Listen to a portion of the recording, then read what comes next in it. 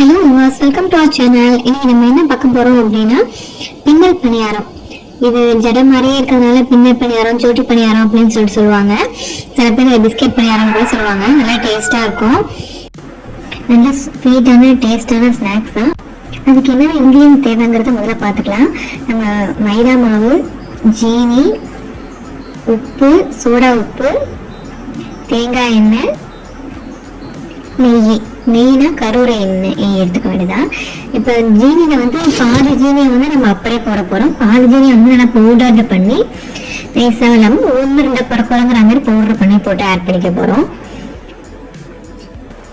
ஏன் பாதி ஜீனியை பவுடர் பண்ணோம் அப்படிங்கிறதுக்கு காரணம் என்னன்னா, அந்த ஜீனி சைஸில் பெருசாக இந்த மாதிரி இருந்துச்சு. அது பவுடர் பண்ணால் ஜீனி மெல்ட் ஆகி வரும். அதுக்காக தான் அதை பவுடர் கொஞ்சம் பண்ணிட்டோம்.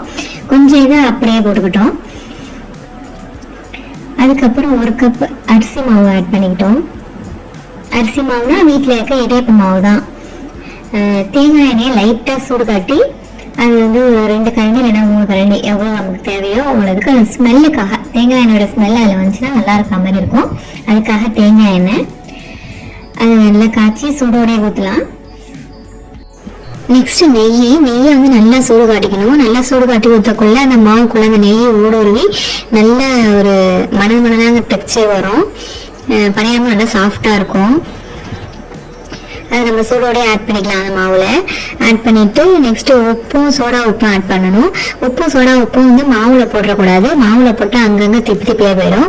அதனால் உப்பையும் சோடா உப்பையும் தண்ணியில் கரைச்சிக்கிட்டு அதில் ஆட் பண்ணி பிசைஞ்சு வச்சுக்கணும். ஃபர்ஸ்ட்டு எவ்வளோமாவே எல்லாரும் ஒன்றா பிசைய முடியாது. கொஞ்சம் கொஞ்சமாக நம்ம பிசைஞ்சு வச்சுக்கிட்டு அதுக்கப்புறம் நல்லா அதை பிசையணும். இப்போ எவ்வளவுக்கு அளவு பிசைகிறோமோ அவனுக்கு அவ்வளோ பணியாரங்கள்லாம் சாஃப்டாக வரும்.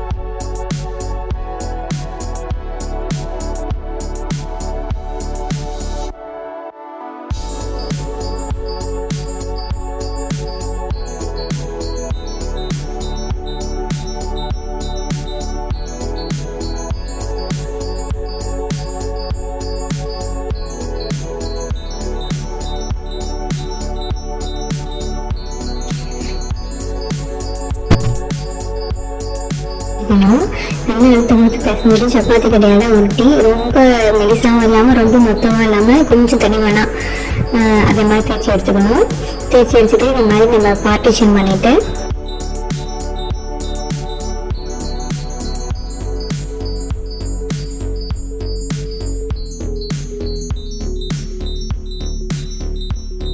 பார்ட்டிஷன் பண்ணி வச்சுக்கிட்டு அதில் நம்ம குறுக்க லைன்ஸ் போடணும். எவ்வளோ லைன்ஸ் எல்லாம் போடலாம். ரொம்ப ஓரம் போடாமல் ஒரு 4-5 லைன்ஸ் போட்டுட்டு இந்த லைனுக்குள்ளார 2 பக்கம் எட்ஜஸையும் ட்விஸ்ட் பண்ணி எடுத்தோம்னா பின்னல் மாதிரியே இருக்கும். இது அப்படியே பின்னல் பணியாரம் ரெடியாக போகுது. இதை நம்ம ஆயிலில் போட்டு டீப் ஃப்ரை பண்ணி எடுக்கணும்.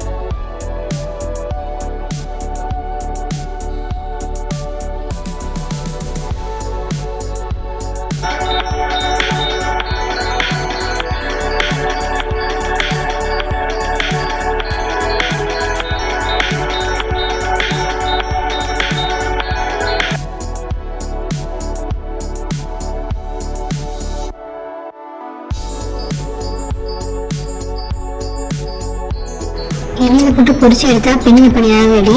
இதை வந்து நம்ம பின்னல் பணியாரம்னு சொல்லலாம், இஞ்சி கொத்து பணியாரம்னு சொல்லலாம். இது நல்லா டேஸ்டான ஸ்நாக்ஸாக இருக்கும். ஸ்டோர் பண்ணி வச்சா சாப்பிட்லாம். உங்கள் வீட்டில் ட்ரை பண்ணியிருக்கீங்களான்னு கமெண்ட் பண்ணுங்கள். உங்களுக்கு உங்கள் ஊரில் எனக்கு என்ன பேருங்கிறதையும் சொல்லுங்கள்.